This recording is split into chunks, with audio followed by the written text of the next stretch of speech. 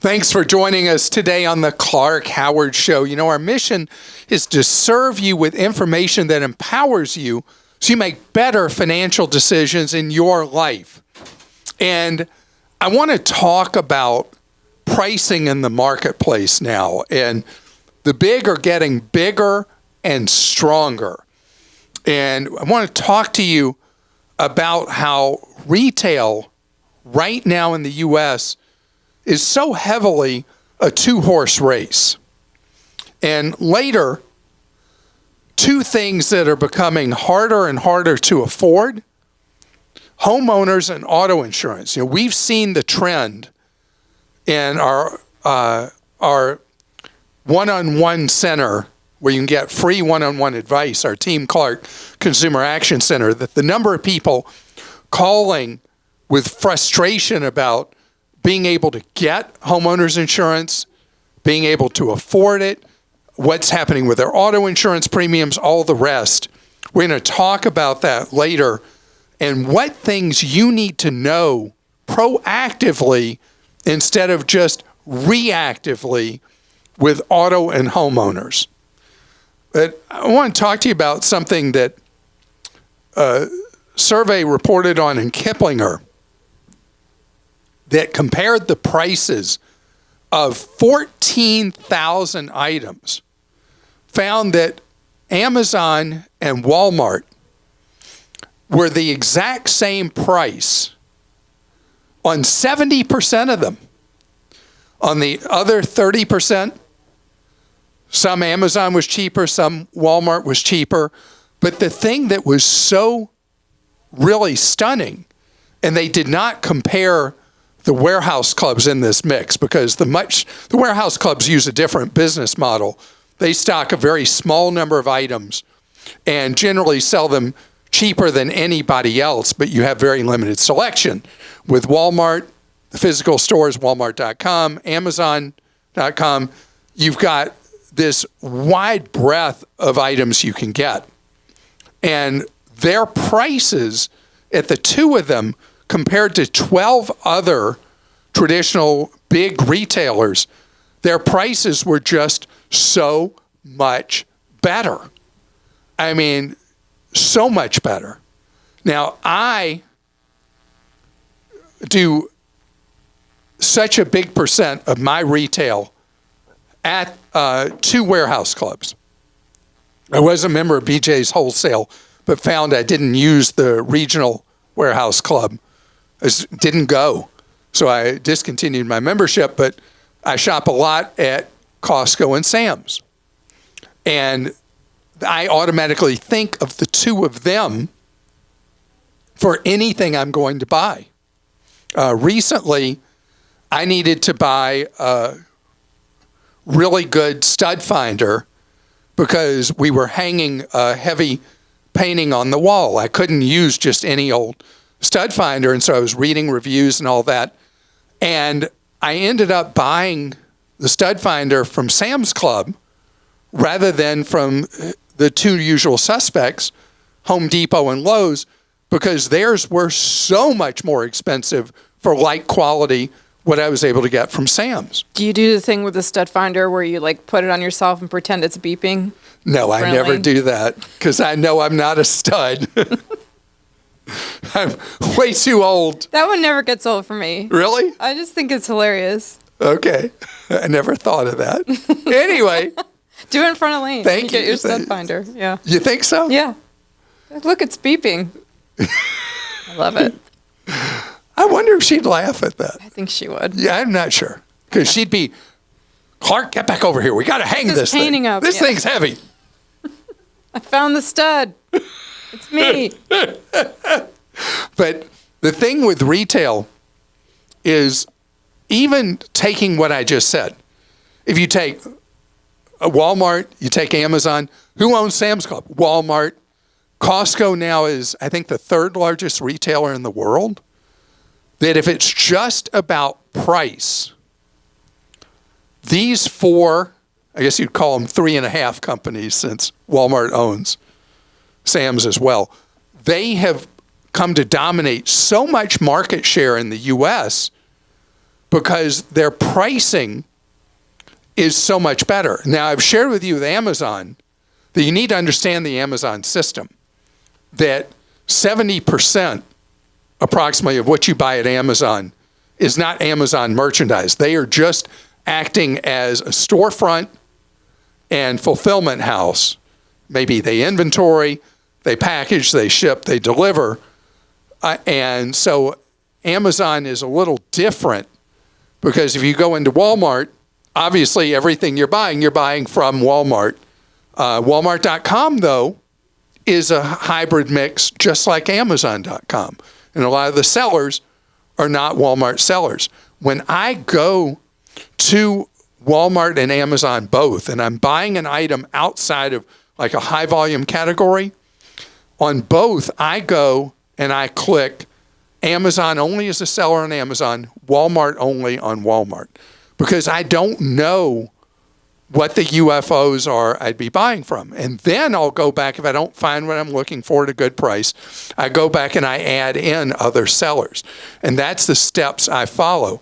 But it is a problem for traditional retailers. The only traditional retailer in any category that showed up really well compared to price-wise, we're only talking price here, to Amazon and Walmart was Chewy. You ever use Chewy? I've used it in the past, yes. So we use Chewy for our pets. And I want to use Aldi and Lidl for our pets because the two German supermarkets put so much effort into stuff for pets. But my wife loves Chewy, and she's really happy with their service and their prices. But they're the only big, what used to be known as category killers. Because the people in there, we had Home Depot, Lowe's, had the big sporting goods players, electronics, all that. And I'm telling you, Walmart and Amazon, bam, they own the market price-wise in category after category. We're not even talking about independent sellers. We're just talking about big players. All right. Well, speaking of Amazon, Joseph in Tennessee wrote in and said, I had a recent encounter with a certain company. Let's call them Scamazon. My 15-year-old son saved up his Christmas and birthday money and wanted to buy a refurbished Apple Watch. He located the refurbished one he wanted to purchase on the website and called me into his room. His non-signed-in cost was $298.98 with a $20 shipping fee.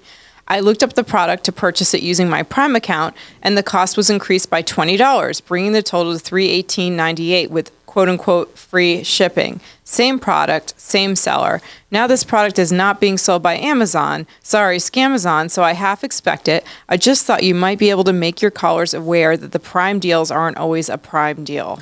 Yeah, so now we're back to that roughly 70% of items being sold on Amazon being sold by third-party sellers. So if they participate in allowing you to use the free shipping on Prime, often they will, quote unquote, adjust the price up just as your son experienced. And I've learned something else to do. When it says who the third-party seller is, I don't know if you've ever tried this, I go to the website of the third-party seller, not from the link in Amazon. Mm-hmm. I go Google, find that third-party seller, and wonder of wonder, miracles of miracles, what do I see over and over again? The item is quite a bit cheaper buying it direct from the third-party seller and paying whatever shipping they may have in total than buying it from Amazon, because they're having to pay so much money to Amazon for doing the behind-the-scenes work. Then you have the risk of if the third-party seller that you're now buying direct from doesn't follow through, takes your money, doesn't deliver the item, you have bad customer, no service, you don't have the Amazon behemoth to fall back on. Cynthia in Hawaii says you might want to advise your viewers that some gift cards are actually bank cards. My friend sent me a bank card. You have to register and give your social security number, address, date of birth, etc. in order to activate the card. Each transaction is a $1.50 charge, and you cannot go over the amount of the card, even if you can pay the difference. Okay, that's unusual that you'd have a $1.50 transaction fee using a bank card. I would have thrown the card away, but it was worth $100. I was unable to reach anybody via the phone. Now I want all my information deleted from their system. When the card was purchased, it did not clearly state that it was not a gift card. I just want your audience to be aware of this issue. Okay, so I was at lunch with my oldest child, and I had received one of these gift cards. I forget if it was a Visa or MasterCard gift card. And I go to use it, and it was declined. So I don't know if somebody's already stolen the money from it. I've not paid attention to it yet to figure it out. But Rebecca was just laughing. She thought it was the funniest thing ever that I'd gotten this as a gift, and it was declined, and it was for less than the supposed money on the card. I mean, the gift card thing, and particularly the ones tied into a bank that fee you to death, this area is a big, big problem that has led to so much thievery, and stealing people's money is a terrible problem, and the banks have made it really easy for criminals to steal the money from these cards. And the retailers have had a big problem with their own gift cards with the money being stolen before a recipient can use them. And if you get a card like that, a lot of people have suggested you can go on actually Amazon and you could buy a gift card for, I guess in that case, it would be $98.50 for a retailer that you might use. If then you could go and use. But then who knows if that retailer's card is not going to be looted and emptied before you try to use it. This is an area, particularly with the crummy bank issued ones that have the Visa, MasterCard logo or American Express logo. If you get $50, $100 from someone, use it right away for something you know you're going to have to do. Let's say there's a bill that you can pay by credit card. Just use that card, get it cleaned out, and be done with it, and stop all the fees. The funny thing with this card, so you got this thing, great, you got this gift. And the first thing it says, this card is subject to inactivity fees that could wipe out the value of the card. Well, what a wonderful gift to receive. Not at all.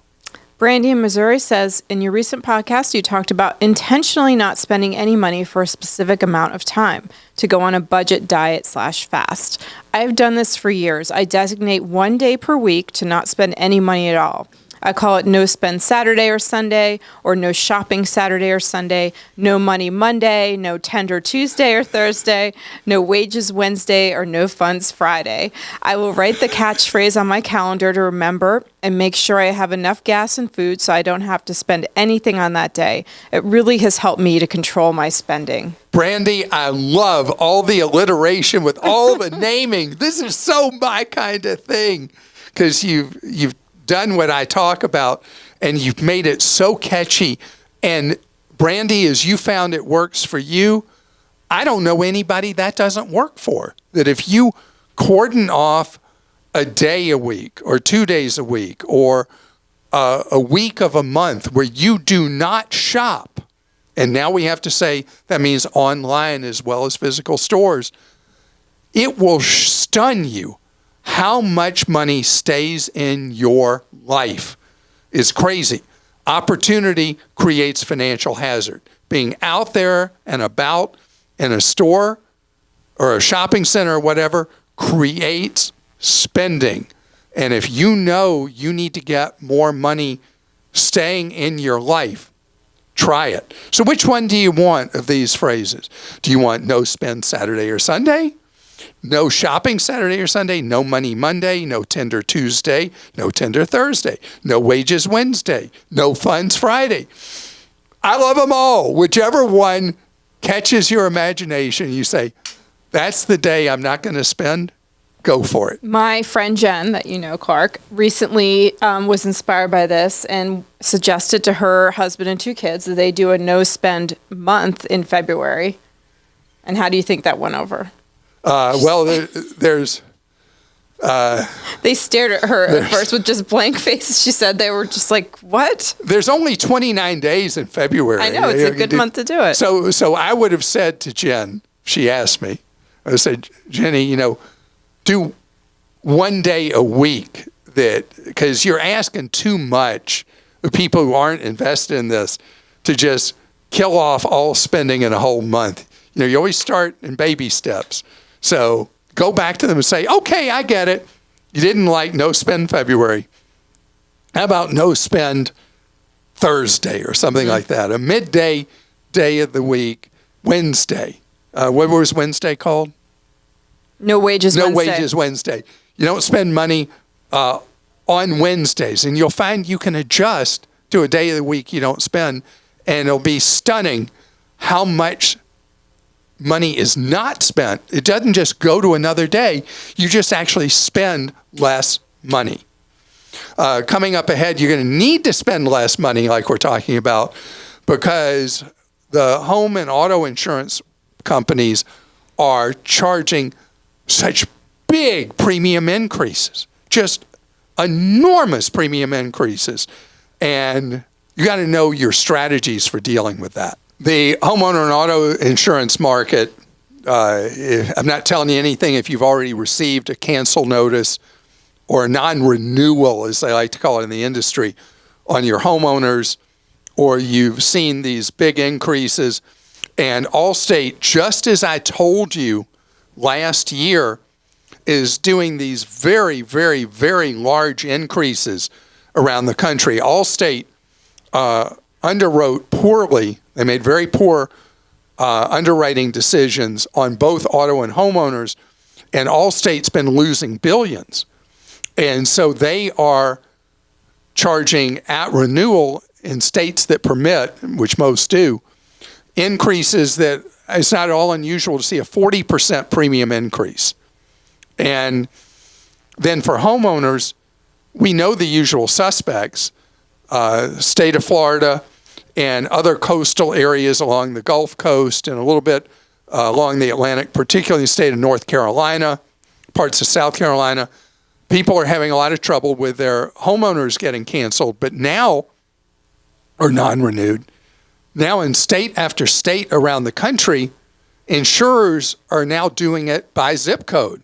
I saw a story in the Wall Street Journal about how many people in places that historically had not had these problems are getting non-renewed, or they're buying a house and then they have trouble finding homeowners insurance for it because the insurers are like, we're not on a mission to go out of business.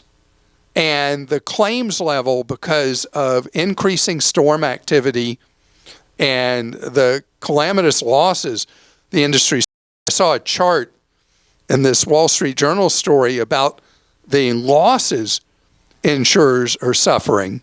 And just last year, insurers lost $32 billion collectively, $32 billion on writing insurance. The last year they even were marginally profitable was in 20.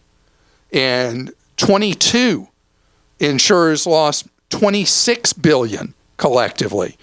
And so they're like, hey, this isn't working for us. And so they're leaving entire areas, or they're becoming very difficult to do business with in smaller areas. And the losses, the last 2 years,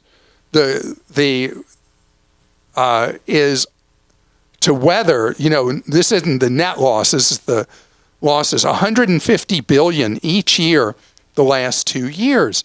And you go back to even 10 years ago and prior, the losses were so much smaller year after year, 1/6 of what they are now. So we are in a time, I'm not going to get into the whole political thing about is this because of climate change or anything like that. I don't have to get into that. The fact is the claims are going up for whatever reason, and let's just leave it at that. And then what's happened the last few years is auto's been in the mix too because of all the disruptions to supply chain that happened during COVID. And so when an insurer was having to pay off for an accident, particularly a totaled vehicle, the cost of that payout to their own insured or to other party if their insured was at fault for a totaled car was so much higher because of the shortage of used cars led to the big run up in what they were having to pay out. And then when they were repairing a car, because of the part shortages, the time they were having to have an insured in a rental car or the other party in a rental car, and the time to repair and the cost of repair way up.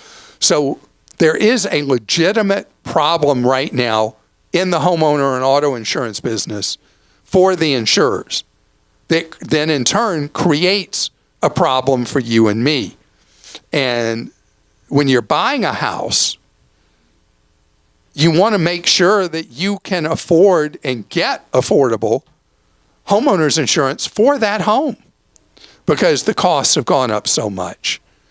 People buying condominiums in Florida or living in condominiums in Florida are finding that the monthly association are having to go up quite a bit because of how much the association is having to pay for the association portion of the condominium insurance that you have to have. So this is a cyclical problem. So all I've told you is problem. So where do you and I fit? This is a train wreck, and it's coming at us. So how do we not get hurt as badly? Because that's what we're talking about here. I can't prevent it. I can only tell you how to not get hurt as badly. Number one, don't do what we keep getting calls from people about in our Team Clark Consumer Action Center. I'm thinking of, I own my home free and clear, which about a third of people do. So the homeowner's insurance is so expensive, I think I'm just going to go without. Bad idea. Bad idea, because if you have a catastrophic loss at your home, you lose what you spent all those years building up the asset of owning your home free and clear. It gets wiped out. That value is wiped out. But that's not even the biggest problem for somebody who owns your home free and clear not carrying homeowners insurance. Something that came up on a podcast last week is the liability risk. Somebody gets hurt on your property and you get sued and you have no insurance. You could get wiped out or severely impacted, maybe even forced into a bankruptcy after you've spent a lifetime building up all these assets. You don't want to take that level of risk. So you at least want to have a policy with extremely high deductibles, but enough liability insurance to protect yourself. And you do not file claims. If you're facing a higher premium, take higher deductibles. And the only purpose of that homeowner's insurance, the only purpose is catastrophic loss, period. If you have a mortgage on your home, there may be a limit to how much of a deductible you can have. So you have to talk to the mortgage lender and find out what the maximum you can have your deductibles. But that makes you a lower risk profile to your insurer. When they see you're taking that high deductible, you're looked at differently because they don't have to worry that you're going to be trying to file claims. And as high as you can afford, if you own your home free and clear, take that high deductible. They're more likely to renew you. They're more likely to write that policy, even in higher risk areas. And otherwise, you get stuck with the insurer of last resort that states have had to establish. On auto, highest deductible, if you have a loan, highest deductible your lender will permit that gets you to a price break point. And on auto, you can still shop around. Shop the auto market to look for the best deal you can get. Most people never shop their auto insurance. As you face renewal, shop it. Christa? Kim in Georgia says, I have $20,000 in savings and I want to know if it's best to keep that in savings or pay off my vehicle that is roughly $15,000. I believe the loan that's what's left on the loan, and then invest the current monthly payment for retirement. Interesting question. No, I don't want you. From the way you worded your question, it appears that 20 is what you have in savings. Mm-hmm. If that is the ceiling of what you have in savings, I don't want you to use 15 of it to pay off a loan, because then your savings is down to $5,000. And I could see you taking $10,000 of the 20, have a $10,000 cushion that could carry you for a while with your expenses, and you get your loan way down, and then you'd pay it off much quicker, owing $5,000 on it instead of 15.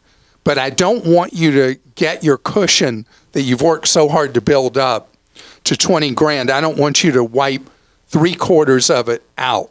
Now, the idea you said of when you get the car paid off, of putting money towards retirement, gotta love that, because you both have a rainy day account, but you also need to have money for retirement.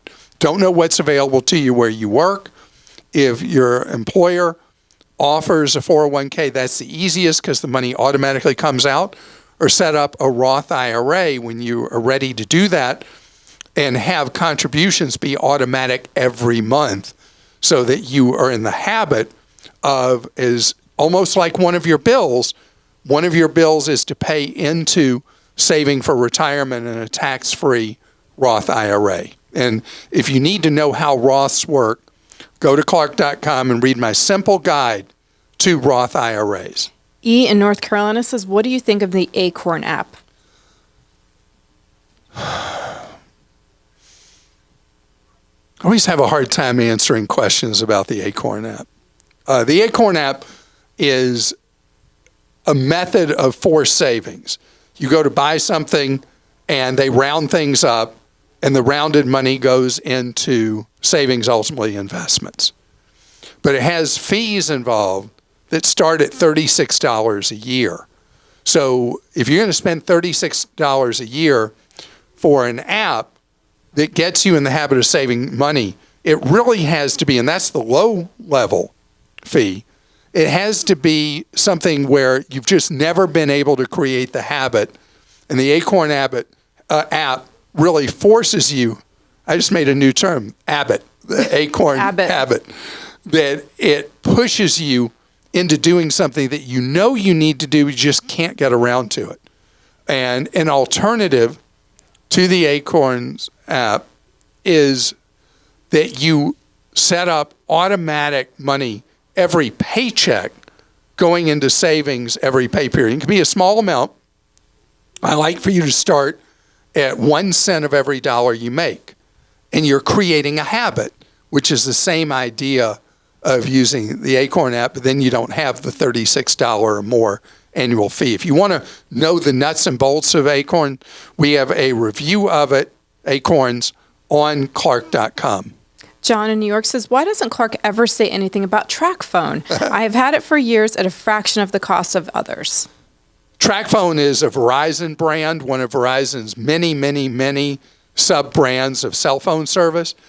And I don't talk about TracFone because it's too complicated. There are, 15, 20 different TracFone plans, something like that. There's a lot of different ones, and they need to simplify.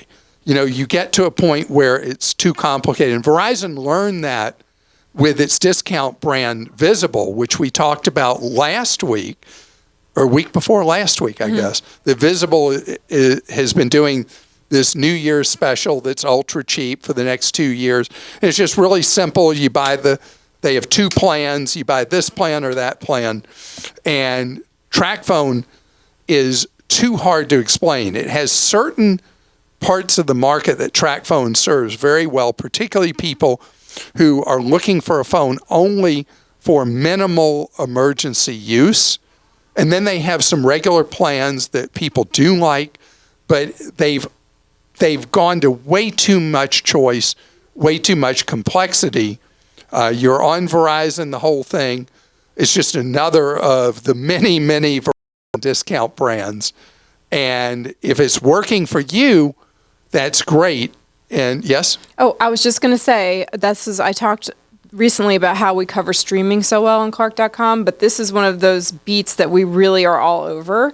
And so we do compare. We have TracFone review, but we compare all the plans, and it's kept up to date by Dallas, our phenomenal writer at Clark.com/best phone Not the city plans. of Dallas. That's her name. Clark.com/best phone plans, and we'll link that in the show notes. So, yeah, so we do cover a lot of brands that people know little about or have never heard of. Like I'm testing one right now for us. It is a prepaid, and it's worked very well so far. And teaser, my plan I'm on right now is $5 a month. And it has been very reliable so far.